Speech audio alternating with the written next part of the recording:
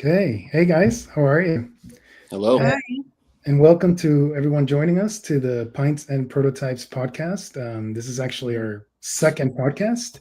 And today we have our very own Natalie joining us, customer success manager. And what we do in this podcast, essentially, we just share a beer and talk about all things UX, UI with focus on prototyping. We have a very special guest with us today, and I'll let Natalie introduce. Cool. Yeah. Thanks, Jack. So we have Brian Demchak joining us. He is a senior UX designer with AAA, and very excited to have Brian here with us. He and I have been working together since 2015 when he first started using UXPin. So I'm happy and excited to dive into that a little more. But Brian, I'll let you share a little bit about yourself before we get started. Yeah. Yeah, sure. I can go ahead and share a little bit. Yeah, so I've been working for AAA for about a little over 14 years now. I started there as a web designer. So, before UX was a super big buzzword, we got hired to basically do designs in Photoshop, disseminate those, and try to get some approvals, right? Those days. And so I've been kind of working with AAA throughout the years to kind of build out their ecosystem and understanding of UX and evolving myself and understanding that as well, and kind of putting in that process within the association to try to help with all the things that you hear all the time these days: consistency and the application of how we build user experiences, and making sure that wherever a AAA member goes, they're going to have the same experience, the same quality, and the same value that they expect with the membership. So yeah, so it's been a good journey. There's a lot to unpack there. Like being with a company for almost 15 years, especially AAA that's been around for over 100 years. When you talk about legacy and collecting a lot of debt from the past, this is definitely a company that we can talk about that's had that complexity to work through. But I have to tell you, great company to work for. Super happy to be there. I've been there 15 years and don't see myself leaving. So super happy. Great, Yeah. man. Thanks. And I believe you're in my old stomping grounds of Orlando, right? Orlando, Yeah. Oh, Florida. yeah. I didn't mention that. Yeah. So Yeah, AAA, where I work at, the headquarters here is in Lake Mary, Florida, and I actually live in Orlando, Florida, so not too far from Lake Mary. Yeah. cool. And as you know, we do share a beer in this podcast. Oh, yeah. I used to I'm excited live about in this part. Orlando. Yeah, I used to All live in right. Orlando, and I am now in Colorado. Last episode I shared, I'm trying to highlight some of the microbreweries here. We have so many. Last week I shared one out of Littleton, and it is Palisades Peaches season here. So I Ooh. am drinking Peach Stand Rambler by O'Doul's Beer, right out of Fort Collins. I'm actually about 20 minutes from Fort Collins, and I really enjoy the artwork in this one. It's peach pale ale. So, what are you drinking, Brian?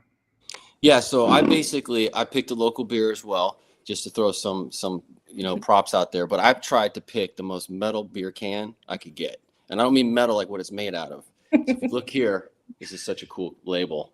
Yeah, that's dope. See this right here. So this is Moon Boots, and it's done by Sideward Brewery here in Orlando, Florida. Actually, not too far from me. You can almost ride a bike to them. Right on. Yeah. So it's an IPA. I'm a big IPA person. I like double IPAs too. So, but Oh, Oh, cheers. nice. Yeah. I'm also representing a local brewery from California, Lost Coast Brewery. It's about 4 hours away from me, though, but I have to admit that I'm totally being a poser today because this is actually like green tea in here.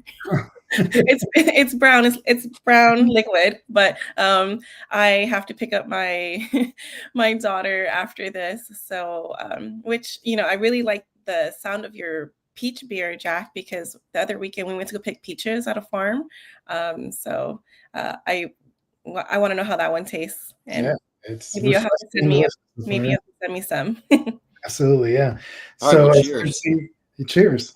So Natalie is our voice of reason, as always. So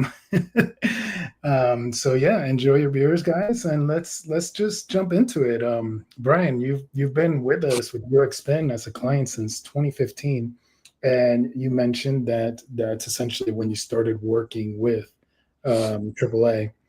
So you've gone through quite a bit of evolution with us. You're actually, um, we consider you a friend, not just a client. You've helped us really evolve our product and consult with us many times. We thank you for that. Essentially, how did UXPin come to the equation with AAA? Were we already signed up as your vendor prior to you getting there, or did you have any play in that? Yeah, it's a great question to start out with, Jack. So, yeah, so real quick. So when I started at AAA, like I said, I was considered a web designer, and I had to have some understanding of like HTML and some CSS because I would help with that part of it. But it wasn't like requirement. It was just kind of a bonus. And at the time, we pretty much were just dealing with, doing designs, and then they were very flat, not interactive, not super easy to edit, right? Because you're dealing with Photoshop. That was the main tool that we used at the time. And so, after working there for like a year or so, and just doing research and kind of following the industry, there were some things that I wanted to implement. And at the time, I was the only like web designer on the team. So I was kind of like, the Lone Ranger.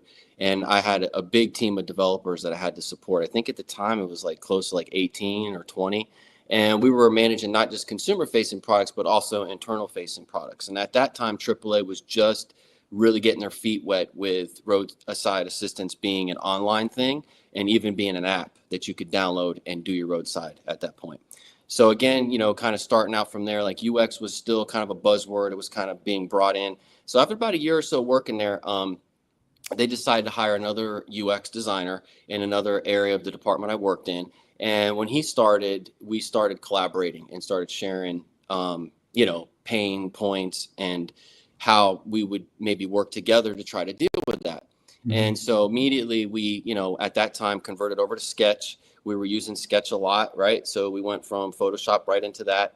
And we started diving into using third-party plugins to start to create kind of like some kind of prototype. But the biggest complexity we dealt with at that point was that when we actually went to go do development handoff, they were still kind of just dealing with this flat file. And they would have to figure out how to build that design out, right? And we would hope for the best that they would get it to look pixel perfect and have no hiccups, Mm-hmm. And so at that time, we had said, look, let's go out and look at the ecosystem. Let's see what is available for us to maybe use that can fix, prototyping and fix, developer handoff and help us create more consistency between designs. Because even though we were kind of in different teams, we needed some type of way to keep things consistent between the two of us, even though the systems we were working on required different inputs and different things like that, right? So kind of just speed tracking up. So that's when UXPin came into the picture. We actually did research and ran across you guys. And so I think at that time, my coworker and I did like a trial run of the product, and we liked it. We thought that it was it fixed a lot of things that we needed.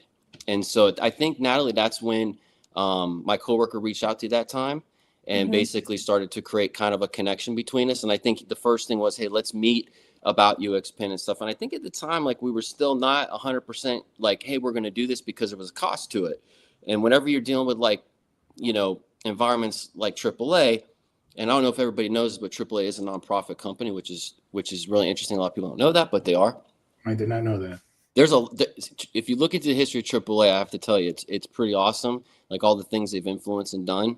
But ultimately, so I don't lose my train. So we basically were kind of like, let's evaluate this. Let's work this out. Let's try to figure out what product's best. And we ended up, after meeting with you, Natalie, kind of talking about the plan, working out the money, how much it was going to need to be allocated from the budget, and getting that first final approval. That's when we started using UXPin. And I think that was after I was there for just about 4 years. So it took, again, like I was there about a year and a half, then another designer came in, we started collaborating. Like a year later, that's when we started working with UXPin, something like that. Mm-hmm. And then from that point, we just started kind of diving into that world of UXPin and trying to understand the product, how it wanted the workflow to work, because that's the one thing that I thought was really intuitive about UXPin when we first started using it, is that it was easy to kind of understand what the expectation was of us, right, using the tool, and how to kind of work through the steps, right? Mm-hmm. But you got to remember back then, component-driven design still was kind of new. Mhm. So the understanding of how to do that, even on my side, was still pretty novice, right? Right. So we were just breaking down everything into states visually. We'd label everything, lots of documentation, Mhm. tremendous amount of documentation, all done by hand, very time consuming, right? And so that's when I think, Natalie, at some point you started teaching us some of the other things that UXPin could do. And we started implementing that, the documentation, the developer handoff, right? And Mhm. stuff like that. So that's kind of how it rolled. It was, it wasn't a luck of the draw. It was really just evaluating. And at the time, UXPin was providing a lot of things we were looking for, and we just dived in. Yeah. Right. Let me give some context here for our viewers. So back then, we were the first prototyping tool that came out that utilized, and to some degree, we're still the only one that utilized live code to design with. So you weren't just using raster and bitmaps, you were actually creating HTML. So this allowed us to enhance the product quite a bit, allowing us to leverage JavaScript to allow you as the user to create interactions that really brought the prototype alive. And of course, it being rooted off code, the handoff was just so much more evolved than anything in the market at the time because you were actually getting CSS and HTML Yep. handoff, not just flat files. Or so you were getting colors, you were getting tokens, you were getting all the assets, the typography elements, and then along with that, the CSS code. Also, very robust previewing and team management capabilities. And that was UXPin Classic even from its start. We've Mhm. evolved quite a bit. You mentioned component prototyping, and we're going to jump into merge in a little while, Yep. which is really deep into the component driven prototyping. Hmm. However, one thing we also offered was back then was design system creation and documentation.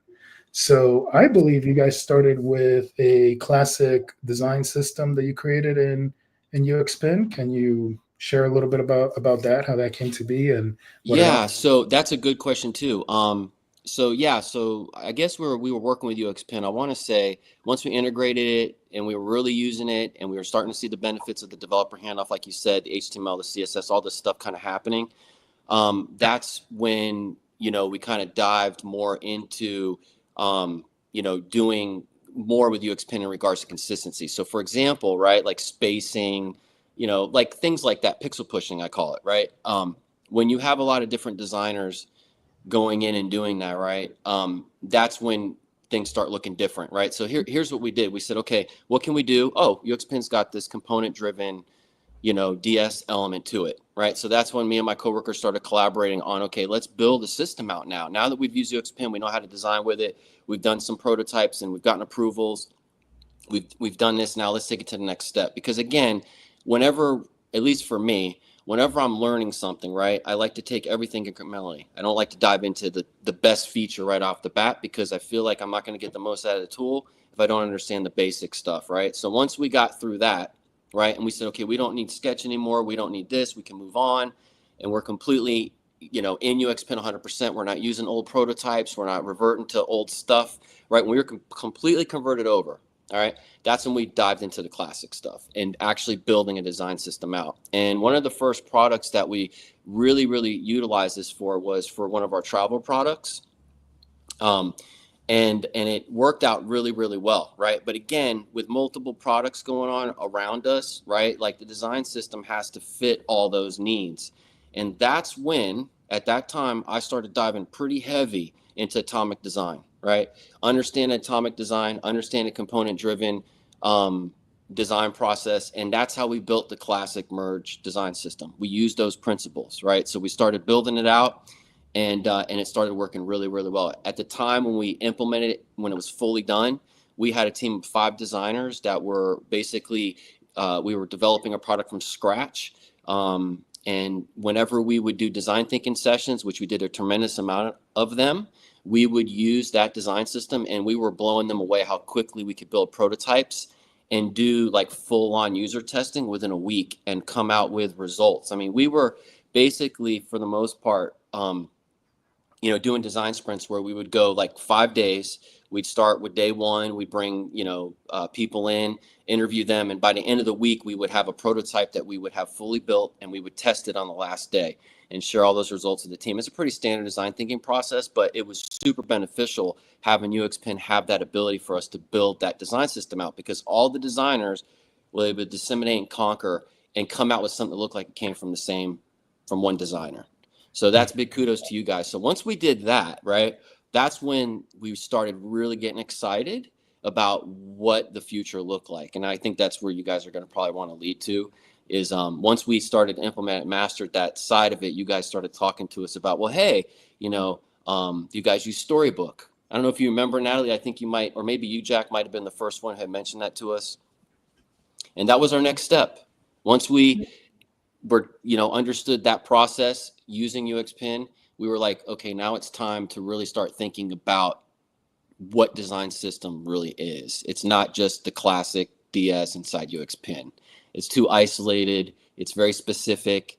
You can only access it, right? Like it got to be a real conversation. So, yeah. But yeah, if that helps at all, explain that. Yeah, our design system that you built with the documentation, our classic design system, that's also helpful to keep the consistency with your designers, having the library and the editor, but also having the documentation handed over to your devs too.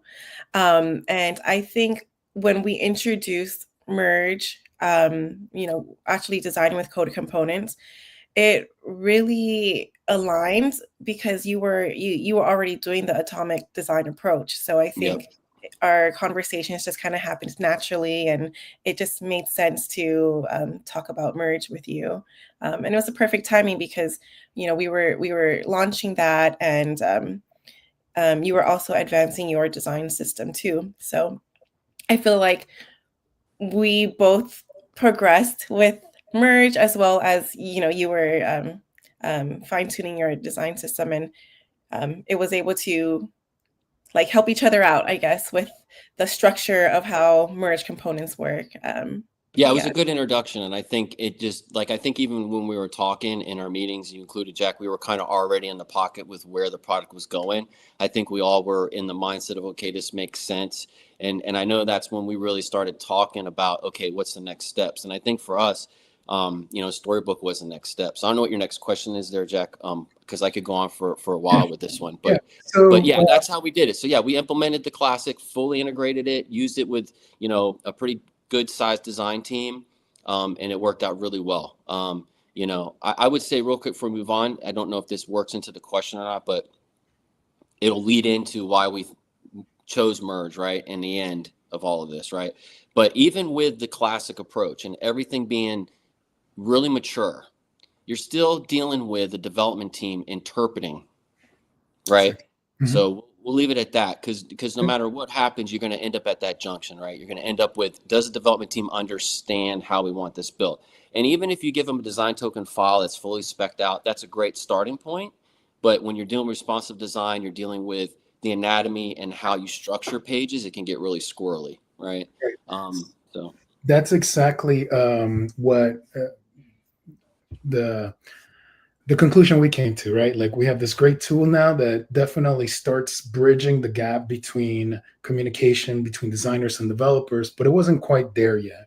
At the end of the day, you're creating a pattern library. You're not using real code. You're kind of, there's still a disconnect there. And that's where the idea of Merge came. And to give some context, what Merge does is it fully bridges that gap between design and development, because we're now going to use code as that bridge between the two departments. In other words, designers are going to design with code, those coded components, and developers are actually going to get handoff code utilizing the coded components that are part of your tech stack already. So we released beta. I believe you jumped on with us in beta, and we started exploring it. It was a messy process. The integration process was hard to understand. There was a lot of prepping that needed to be done. You mentioned you were a little fearful of adoption, and you kind of had to get some development support for that trial. So how did you overcome that fear and how of adoption, and how did you approach within your company to get the support from development to pursue this? Yeah. Well, just to kind of go back to the storybook thing. So once we really started looking at storybook and saying, okay, look, is this an artifact that we should create and maintain, right? And at the time, we knew it was a development artifact, so we were like, okay, we'll have the development team create this layering, and then they can maintain that, and we'll use that for testing interactions and the whole UI layer, and isolate that out so that way development doesn't have to be hindered with testing, all that cross-browser stuff. We could actually get in there and do that.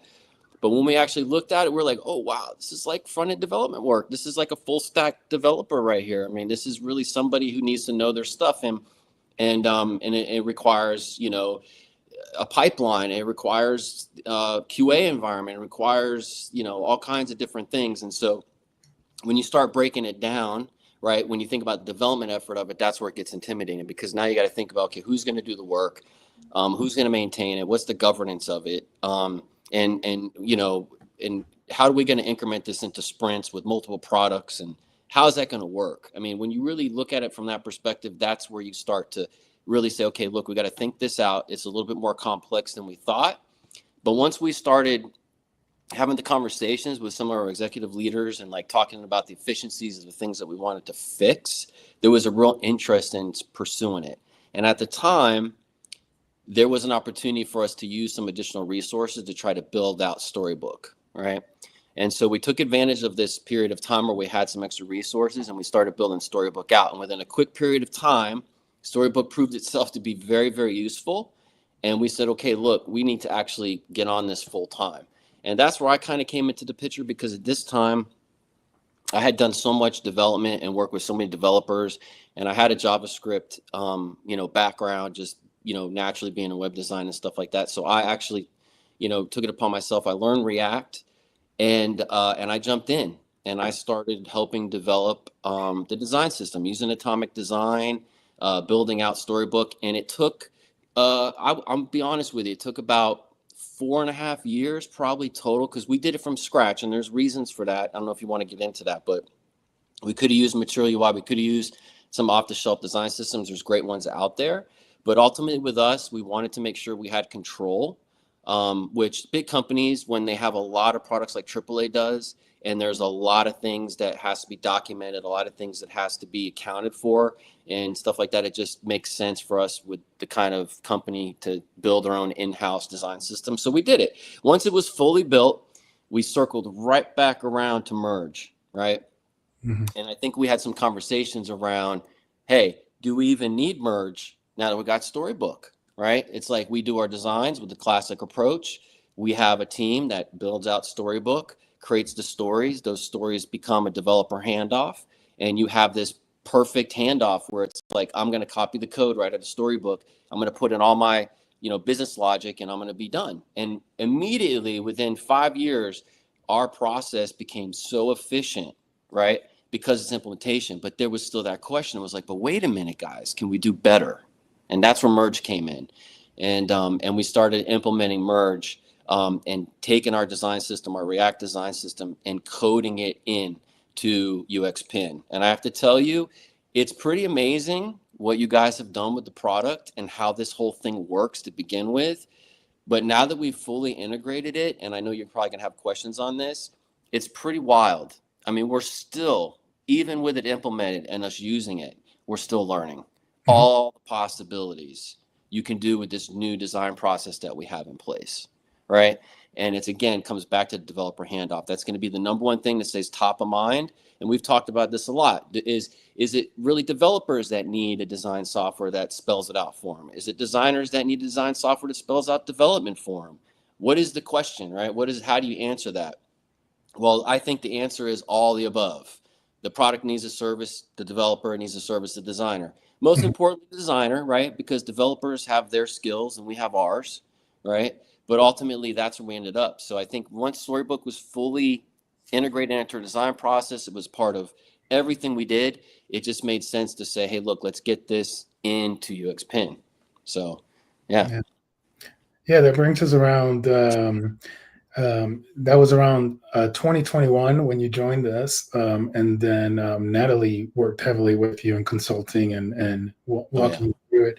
Natalie, can you think of any questions around that time frame? I know the next year we released the Git integration.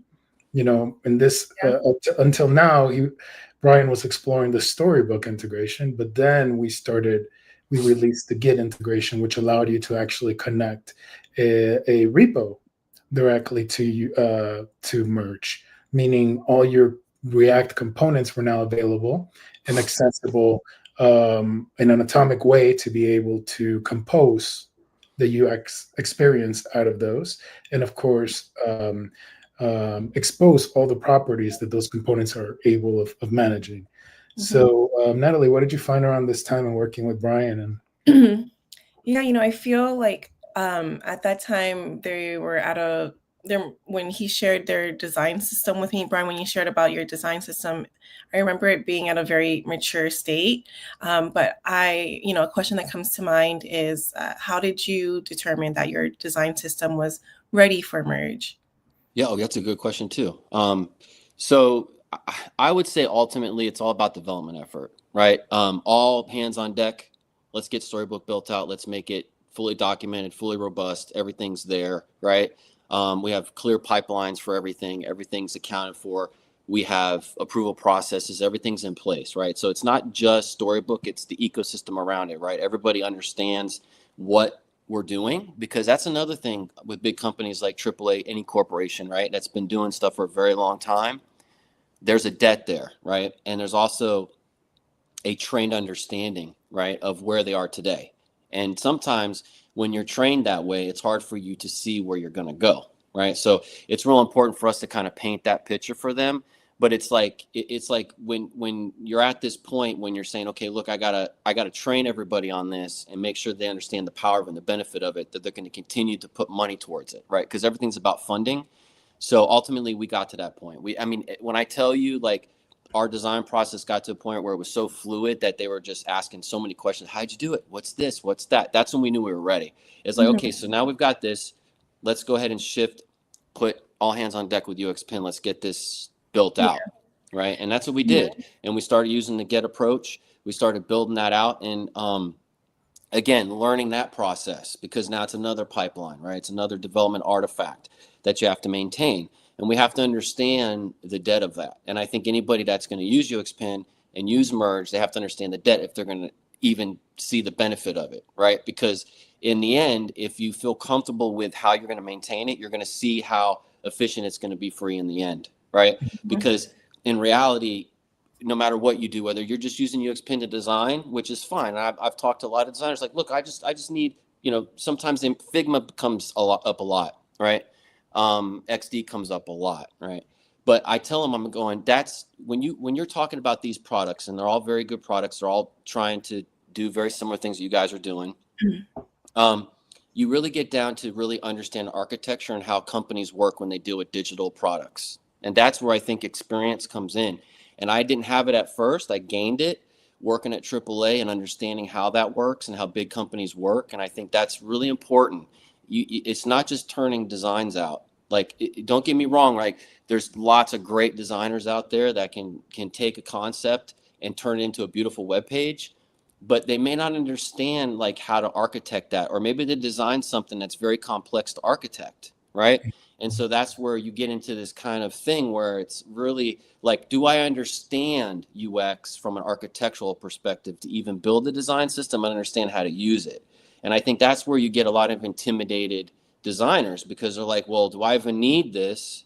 Should I worry about it? And I mean, I'm told I should, but if I give them a good design, it's their responsibility to develop it, right? That's what I'm paying them for, right? That's the mindset. But in reality, good design doesn't come from that kind of process. Everybody has to be on the same page and has an efficient process where everybody understands everything that's coming every step of the way and can predict it. And again, I'll use that word predictability here, because that's what we're really marching towards, right? Is we want to be able to predict what the outcome's going to be from everything we design, right? So, yeah. And Yeah, I don't know if I went off on a tangent there and no, lost the question, but no, you need to take a couple of sips of beer, though. I think. yeah, yeah, Going back to good UX design, it's also about testing. yep, Um, we're not just focused on how pretty things look; it's how they function. And yep, the only way to understand that is by testing and getting feedback and research. So with UXPin, especially with these live components, it's very easy to create different iterations that test the whole path, the whole user journey, versus just a single feature that you might do in something like Figma by flipping a couple of artboards. Here, you can build out the whole experience because all those behaviors and hooks and interactions are available to you. And then, of course, you can do A and B testing and usability testing. You can even do accessibility testing by plugging in ARIA tags and all that stuff, and then testing it with screen readers and such. So, what UXPin really tries to do is touch the whole life cycle of UX design, including research, accessibility, scale, and of course that documentation, that connection of everything. That without documentation, you don't have a design system. That's the yeah. driving force of the And, design and definitely automation is what the future's all about, right? We're all system. looking towards automation. And I'm not intimidated by automation because I feel like anything that gets more efficient, I got more time to focus on the things that aren't efficient, right? So I'm not intimidated by that at all. There is a couple things I did want to mention. I don't mean to jump in here. I know No, please. if you guys have additional questions, but I just want to talk a little bit because, now that we've incorporated Merge and we're fully designing with coded components now from our design system, we have started to look at the philosophy of what we're doing. Okay, because it's one thing to just go, okay, I'm putting an image on the page, I'm putting some text on a page, and I'm creating a layout. I mean, when you use atoms, right, in design, it's pretty straightforward. I mean, anybody that understands design at the base level can go in there and be pretty dangerous, right? But that doesn't solve, right, the developer handoff in the perfect way, right? So we decided is if we're going to train people on how to use this coded design system in UXPin, it's going to have to retrain their mind a little bit, right? So they understand that they're not just thinking about design, but they're also thinking about structure. And not only structure, but layout, right? And we say that and like, oh, well, I do that all the time when I design. I'm always thinking about layout and structure. It's a little different, okay? Because we're going back to pixel pushing, right?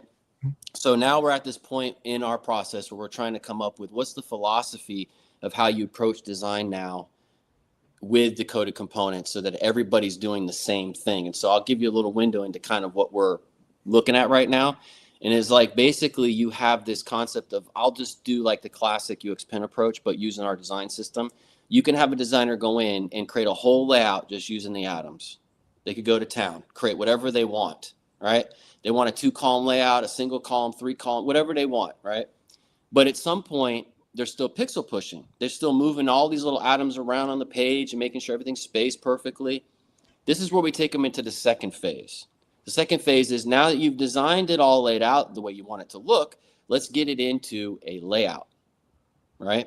So we have layout components that we built, and they're very powerful. We use them all the way across through development.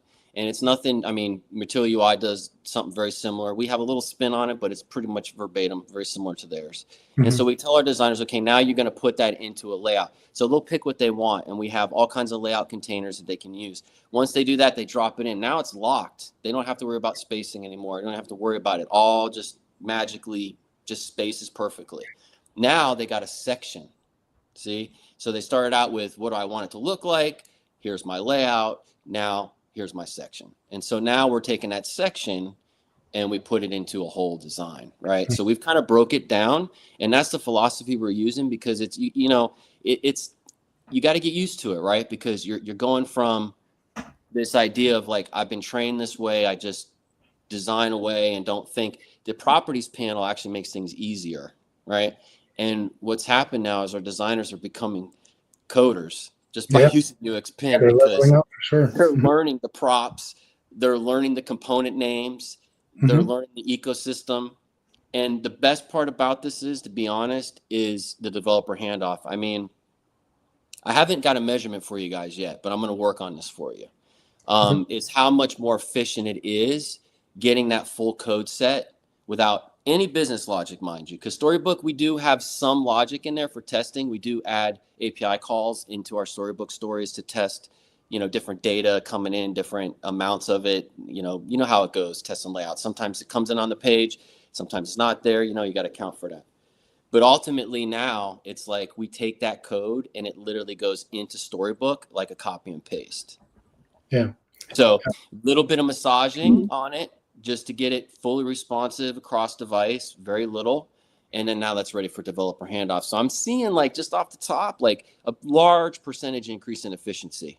And that's really important to note here is that all that upfront debt is all about the efficiency at the end.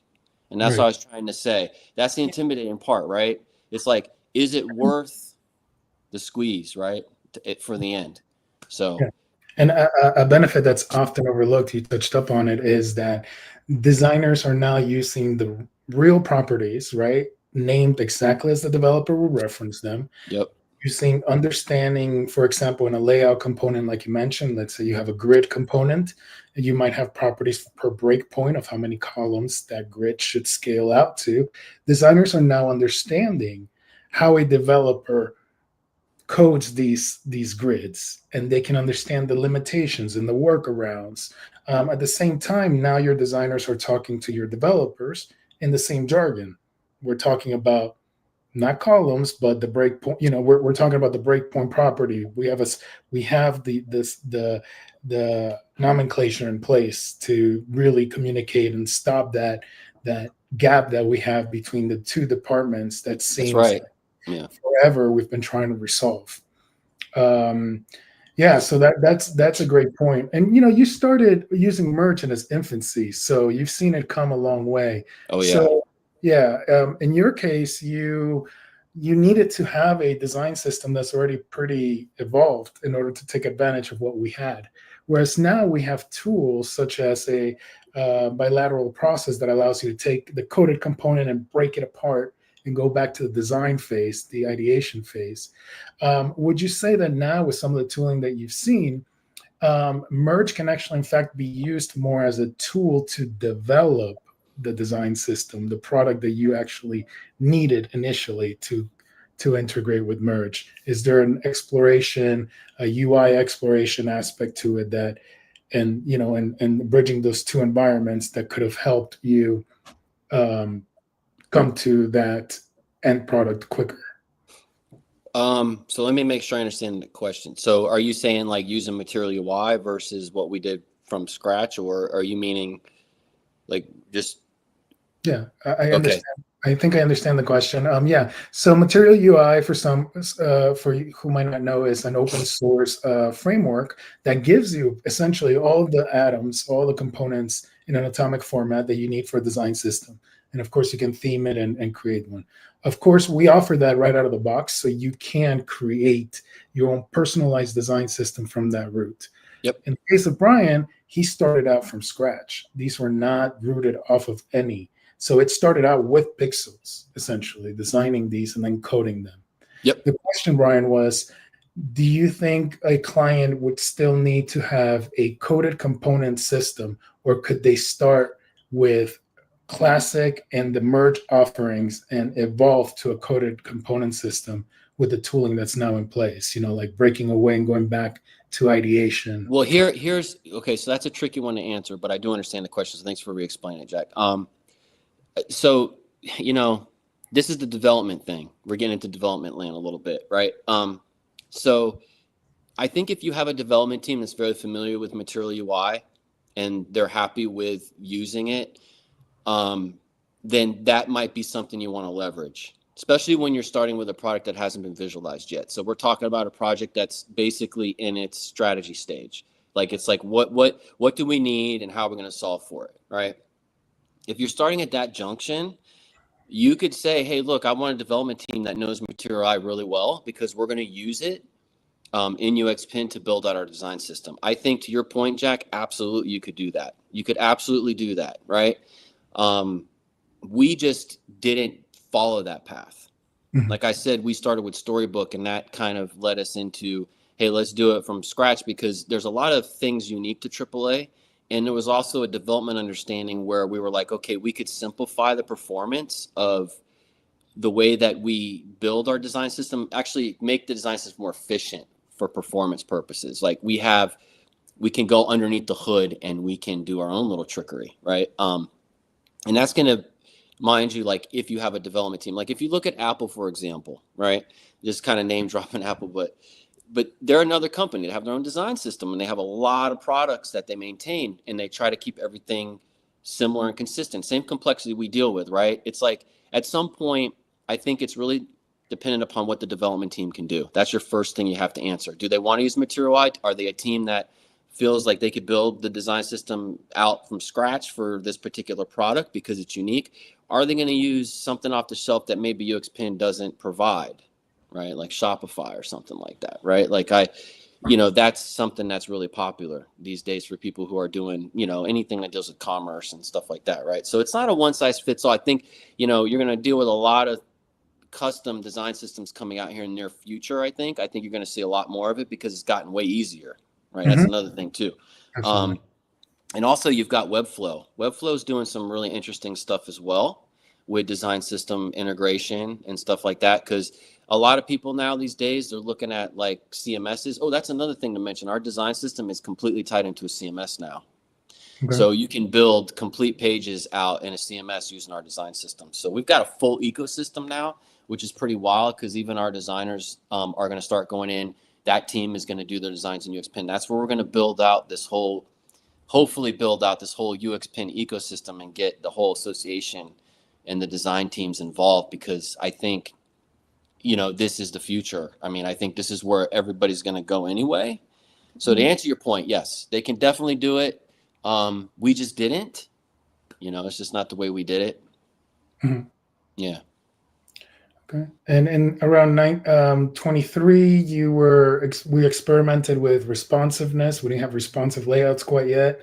You were very integral in helping us find a workaround that we weren't even familiar with. I believe they were component level queries, right? Level, responsive queries. So that really drove us to wanting to have a in-app solution. So we developed responsive frames, which now allow you to design in the editor at different breakpoints and actually see how those coded components are reacting. It's really cool. Yeah, and I know you and Natalie worked quite a bit in setting up meetings and really helping us out. At UXPin, any feature that comes to the platform is driven by our clients. So when we knew you had this pain point, you were the perfect person to kind of help us develop the solution, and we did, and it's working out great. So thank you for that. No problem. Natalie, where were we at after that? And we kind of cleared out the responsive stuff, and then I think after that, like to 2024, I believe it was. You folks shared that you were very happy with the design system. It was at a sophisticated state. And maybe you can talk a little bit more about what it was like after having those responsive layouts in place, Brian. No, that's good. We're moving right along here. I think I think it feels like we're moving in the right direction here. So, so the responsive design stuff you guys did that we collaborated on was very, very powerful. It's so powerful that we have to rethink some of our components, right? So we've done some changes in our design system because I will nerd out just for a quick second. All right. So get into some development talk here. So if there any of the viewers or anybody listening to this, I apologize. You can always go research some of this stuff if you don't. But you've got this thing called style components in React. Or that's not just React, just in the concept of style components. And basically what you're dealing with like an ecosystem in development where you're controlling the styling from a single layer. And then that styling is kind of available everywhere you develop, right? It's not necessarily like you need style sheets, like CSS style sheets. Now, if anybody knows, you can have a lot of style sheets. Sometimes it can get a little crazy, especially legacy products. You're trying to figure out, okay, what's this, what's that, and then you get into this situation where you're like, man, I'm bouncing files. It's like I got to go here, I got to go there, and so we ended up coming up with this hybrid approach. We kind of did a little bit of both. We have very little page level CSS. It's all at the atom level. Everything else is done as you're writing. So it's all, I think it's implicit, I think is the right word. Don't quote me on that, but developer programming. So basically everybody codes right as they're writing. So the whole component, all the styling, everything is just done right there. We don't file hop anymore. The only time you file hop is like if you're dealing with atoms and you have to make tweaks, which is really rare. So that's an important thing to note. So we evolved the DS with that. And then we created what we have as a media query component, which is funny, Jack, because you had talked about this in the past, but we actually created one that's pretty robust, and we use it on all our products and stuff like that. So now we don't even use media queries and CSS necessarily. It is behind the scenes is what it's doing, but ultimately, yeah, but for the developer, they just use the media query wrapper, or we use like an inline media query prop driven approach where you can actually pass in your breakpoints. It's really efficient. And we started doing that. So now we're taking that, we're rolling it into UXPin, and now we're getting into some crazy stuff. So here in the near future, we should be able to show that you can design once and have all your breakpoints accounted for, which is a beautiful thing because, again, top of point here is efficiency, right? And developer handoff. So how efficient is your design process, right? Like how quick can you turn quality around consistently? That's what makes our stakeholders, all our investors in AAA, everybody that's what gets them excited, right? Because they want to see quality consistently. They don't want to see it, oh, that was really good, but what happened over here? Like that becomes a pain point, right? So, so yeah, so we've built that out. So we're getting ready to get into back to using what you guys had built in even a different way. So, so I'll keep you posted on that. We're interested to see what you come up with. Yeah. Okay. So now you're at the place, I think last time we talked about, you actually mentioned that you might be getting close to a place where you can share it with other, I think you mentioned regional clubs or other, is that the right term, or other departments, expanding on the usage of this, getting more adoption within AAA as a whole. Have you shown this off yet to other parts of the company? What kind of feedback, and where do you see this going internally? Yeah, it's a good question. So we're right at the point where we're closing the chapter on this, I wouldn't say super long journey, but a fun journey, right? Where we've learned about like not only technology in this sector, right, and how we want to use it, but now we've actually learned, okay, here's the best things to talk about when you're talking about this technology, because that's another thing, right? There's a lot to unpack.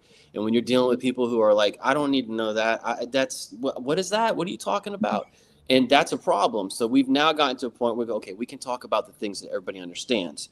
So now we've got that planned. Everything's in place. We can demo. We've actually been doing demoing. We've been sharing with designers around, our offices and departments. And now the plan is once we have everybody integrated in our office, we're going to start to communicate with clubs. Now, not to get into the nuts and bolts how AAA is set up, but it's a big company. It's got to service a lot of people on the side of the road, a lot of lives to save. So they break up territories, right? And those territories are run by clubs, and they all work together with us to create that consistent user experience from the moment the member walks out the door all the way to whatever they're doing, right? So there's this opportunity now to say, hey, look, guys, now that we've got this built out, we've got products that are very successful that are using it. What can you guys do with it now, right? And I think one of the things we're going to get into with you guys is AI. I think for us, that's the next logical step. And the reason why we want to go down that route, the main one, is legacy products. Jack, you demoed for us last time some amazing stuff where you were able to take a screenshot of a web page and completely convert it into a design system of choice that you had loaded up. And I think that's killer, because for us, we've got a lot of departments with old pages, and they're like, well, guys, how are we going to do this overnight? How are we going to do this? Well, here's a real quick rundown. All you have to do, take a screenshot, bring it in UXPin, convert it over. And they're going to go, what is this you just did? Because they're still not going to completely understand. Then we say to them, look, let me show you what's going to happen. Now that we've done this, we can actually already hand this off to a developer. It's already at a point where your development team can start to work with it, right? We don't need to train. A lot of it's spelled out. Our naming, that's another thing. You could do a whole podcast on how to structure this stuff, right? Naming conventions to everything, right? But if you do it the right way, it's pretty intuitive. Brad Frost, I think he's, I remember, when I first got into him and, learning about atomic design and all that stuff. It's honestly, for me, it was the big game changer. It was. To me, it all clicked with reading his work and understanding the atomic methodology. Yeah. We had a lot of talk of design systems at that time, and then this is the first time it clicked for me when I was reading Brad Frost's work. AI is huge. So let me share a little bit about where we're at with AI to our viewers. Essentially, we have an AI component creator now in both UXPin Classic and Merge. And you have few approaches. You can actually, it could be prompt based, right? And you can ask it to design certain things and give it the specs. And of course, the better your prompts are, the better results you're going to get. But you can take that further. You can actually create sketches and little doodles and have it use that as reference as well. Or you can take screenshots of flat websites already and have it recreate that with the design system of your choice. For example, right, if you don't have a design system, you can leverage one of the many open source ones that are plugged into this mechanism and develop things in Ant Design or MUI or Bootstrap, or we're about to release ShadCN. We're also looking at Shopify, as you mentioned. This is a big one for e-commerce. But there's another level to this. What we're trying to do with AI is plug it into the processes. So instead of just spitting out something you're stuck with, you're still the designer, you're still the producer, the composer of what you're trying to do. So aside from the AI component creator, we have an AI helper at the different levels. So you can tell it to create a pricing page with three levels of pricing for a product. And then you click into the card that it created for the pricing, and you can then use the helper to iterate on that. Change this, we should include more information on X, Y, and Z, and this should have been a 3-column format, and so forth. And then it does that. And then you iterate. You continue drilling down. Since everything is nested in atomic format, you can use the helper either at a composition level all the way down to a single component level. So either the whole card or the button that is within the card, you can address those concerns with AI.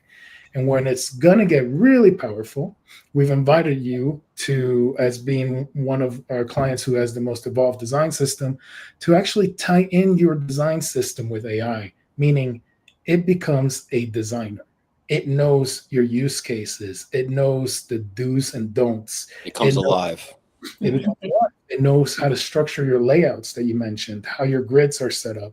So now you're using AI to learn your component, your technology, as well as your design language, as well as your tech stack. And now you're using AI to its full capacity. And that's a real important thing to mention, is that we've gotten into putting patterns in now. And this is something to note, just to kind of back up a little bit, just a fun thing to note. It's interesting, ideation, right? How we understand, how we break things down and make them better. All right. And it's a slippery slope when you think about a design system. When you get into like organisms, things start to get really tied together. Right. So when you're in UXPin and you're designing with coded elements, this is a layer that's complex because I can't ideate it. It's kind of locked. Right. So we've decided that, as best practice, and again, going back to philosophy, right? Like how should you start to look at designing this, right? So we've now decided that the organisms, we actually create patterns with those so that we can ideate them and break them apart within UXPin. And the structure still matches the one that's all tied together. It's just broken apart really nice. You know what I mean? So we can edit it and ideate it and stuff like that. And that's something that we've gotten into doing. And it's been pretty good, for that kind of approach, right? So that gets you back into the AI conversation, right? Where it's like, let's say you have, and in our situation, we do have this, where you have designers that are like, hey, look, I need to come up with a design for this page, but I don't have a design tool. What are you guys using? And then we go, well, we have UXPin. You guys could use that. Well, how do you design with that? Well, guess what? Check this out. Why don't you come over here and I'll show you? And then they get the AI prompt, and it's like, okay, just tell it what you want. Tell it you want, a content banner with a headline, and you want a primary button with this is the label, and I need section 2 column, and I need a parallax, and I need, right, they start to understand the language of how the design system works. Mhm. And this is where UXPin starts to train, like you were saying, the user. Every time they use the AI prompt, they are going to get something spit out, and it's going to give them some reference to structure, and they're going to learn overnight what the expected predictable, again, going back to predictability, like what is actually supposed to happen. And I think that's where AI really helps us, right? The more and more we use it, the more and more you recognize, okay, that is probably the right way to do that. Now, with the question that, AI could be wrong, but typically with something that you're giving it the language to, you're really hoping that it's really helping you emphasize what you uploaded to it. And I think what you demoed looks like it'll do it really well. So I'm excited to try it out, because I think we have a lot of designers that are going to love that piece. I know I'll use it, even though I've done plenty from scratch. I'm going to be using it all day long. So. Mhm. Yeah, great. And I mean, as you experienced, Natalie is a great customer success manager. And Natalie, can you kind of talk a little bit about what sets us a little different from in terms of customer service and guiding you through the process as they consult with you in our trial experience? Maybe give an overview of what they can expect. We definitely try to give the white glove treatment to everyone that's looking into UXPin or trialing UXPin. But we are here to support whoever is doing a trial, and we have training sessions, we have demos to walk you through everything. But in addition to that, when you're trialing your component library, we have an integration call just to kind of walk you through the steps, or Jack will be explaining what those steps are, and so that you can test UXPin with your own components. Right. And we set up a communication channel where your developers, your designers, your whole team is in contact with me and Natalie directly. We consult on your processes. We essentially, the growing pains that Brian had to figure out on his own, we now can help you and guide you through that process to eventually get to a place where you have a fully integrated component-driven design system like AAA uses. And again, if you have your own design system in your company and it's ready to go, consult with us, reach out to us, and we'd love to integrate your components, get you on a trial. If you don't have a design system, now is the time. There's no more pushing pixels and reinventing the wheel. There's plenty of open source design systems that are ready to go that you can just slap on your theming layer over and your business rules, and you're ready to go. So again, Merge can help you with that in a very economical way. Mm-hmm. So Brian, thank you, man. You've always been great at explaining, very eloquent in the way you explain things, and I think you've given our viewers here quite the journey of how you evolved to be where you're at. Yeah, and one thing I did want to mention real quick, because I'm sure maybe some of the people watching are gonna watch this, right? Like I didn't really touch on my team, a whole lot, right? Just touched on it a little bit, but I have to tell you that whenever you're dealing with design process in a big company, right, you got to build the right team, because when I started, I was the only one, and we kind of slowly ramped up as we showed the sophistication that our skills could provide, right, to stakeholders and to the bigger picture and even to the development effort, right? So you got to have a good team in place. Absolutely. To really be efficient, because you don't need a big team to do this type of work that we've talked about in this podcast. It doesn't take a big team. It takes a team that just is passionate and understands what to do. So you don't need like a big development team or a bunch of people. You could have a nice boutique team that just understands what they're trying to achieve, and they will do it because it's just work. That's all it is. It's not super hard. It's not like, you know what I mean? But again, in my situation, big company, you got to justify the means, but it was easy to do. Just had to put the work in. So I just wanted to put that out there. My team is a really great team. It's the best team I've been on in my career, and my manager, all designers on the team, everybody that I work with, like it's never could have happened without all their help. So I just wanted to put that out there. Yeah, You know? and shout out to Francisco, who I've worked with. Oh yeah. Of you, he's your development counterpart, who's also was in all these consultations that we've done with you. So yeah, absolutely. Yeah. Yeah. Oh Yeah, yeah, and you got Ben too, you know, on my team. Yeah. You know, he's been along the ride and the journey and stuff like that, which has been great. But yeah, Francisco, again, you know, the right team, the right manager, the right people in place that know how to see into things and say, okay, look, I think I agree with you that efficiency is going to be there, and they'll take the hit for the team to say, hey, look, I believe in this, we should do it. Because that takes, you know, that's what you need. You need leaders that believe in what you're doing, right? And then once you get it in place, it'll sell itself. And I 100% believe that after doing everything we've done with you guys, right? So, yeah. Well, thank you, Brian. Thank you. And also thank you for AAA for allowing us to show a little bit of, you know, give us some transparency on your processes and your evolution. It's really great to be able to have you as a client, and we're very grateful.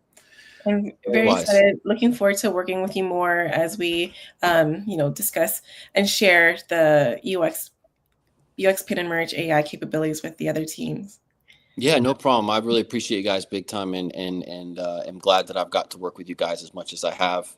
It's been awesome, and I've learned a lot, so I appreciate it. And definitely in the future, I'm open to come on and do a demo of all our stuff, you know, to some degree for the viewers. I think it'll be helpful. I know this was more of like an introduction. Let's just talk. But definitely in the future, I'd have no problem. I could definitely schedule something up that would be able to show what I've talked about here today. That sounds great as a follow-up. I mean, to now visualize all that you mentioned was great. Yeah.